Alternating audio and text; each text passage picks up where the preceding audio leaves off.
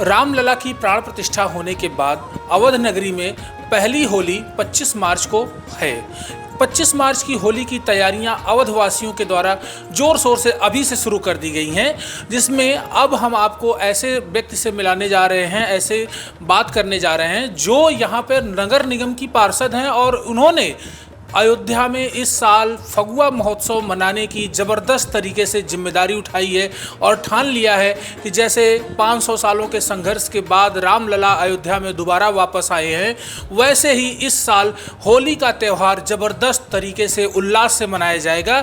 इनके द्वारा 22 मार्च को राम की पैड़ी पर फूलों की होली और गुलाल की होली मनाने की तैयारी ज़बरदस्त तरीके से प्लानिंग अभी से शुरू कर दी गई है और हम उनकी तैयारियों को जानने के बारे में प्रयास करेंगे। राम भक्तों को किस प्रकार से होली खेलने का वो संदेश देंगी और उनकी होली पिछले कई सालों से इस बार के जो होली होगी उसमें क्या अंतर होगा, कैसे डिफरेंस होगी, क्या उल्लास होगा, ये सारी जानकारी हमें अयोध्या नगर निगम की पार्षद बिंदु सिंह जी देंगी। जी, पहले अयोध्या में होली तो पहले भी मनाई जाती थी, लेकिन हमारे रामलला टेंट में थे, उसके बाद अस्थाई ढांचे में आ गए।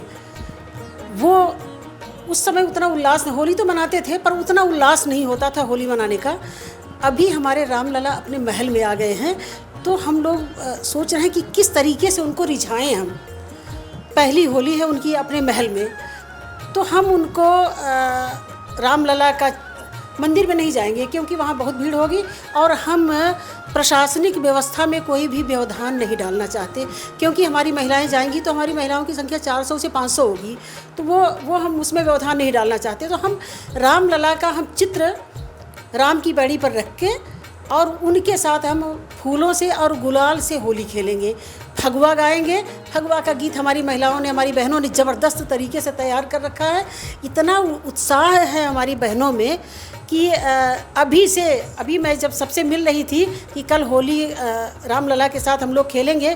पहली बात तो एक समय बहुत अच्छा आ रहा है कि 25 को होली है और 22 को हमारे रामलला अपने महल में गए थे, तो 22 को हम लोगों ने इसलिए ये दिन रखा है कि आज के दिन ही कल के दिन हमारे रामलला अपने महल में गए और कल के दिन ही हम लोग ज़बरदस्त तरीके से उनसे होली खेलेंगे।